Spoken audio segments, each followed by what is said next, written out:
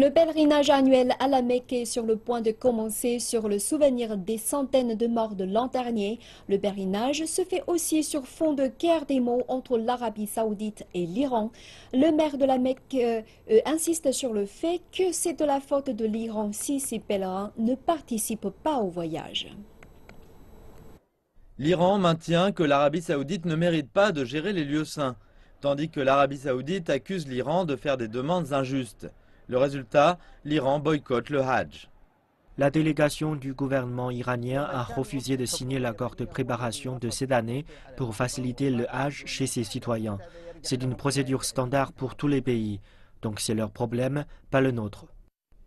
Cette semaine, l'Arabie saoudite a pointé l'arrivée de quelques Iraniens. Ils sont venus à la Mecque en passant par d'autres pays et la plupart sont des binationaux. Le royaume d'Arabie saoudite différencie complètement les positions personnelles des leaders de certains pays concernant le Hajj et la visite des mosquées saintes. Ils sont sous notre responsabilité et il est de notre devoir de faciliter le déplacement de quiconque veut visiter les lieux saints. La tension monte entre l'Arabie saoudite et l'Iran depuis la bousculade de l'an dernier qui avait fait des centaines de morts. L'Iran avait voulu participer à l'enquête sur le drame, mais l'Arabie saoudite l'avait traité en question interne et avait refusé l'accès à l'Iran. L'Iran a déjà boycotté le Hajj par le passé, pendant 3 ans à la fin des années 1980.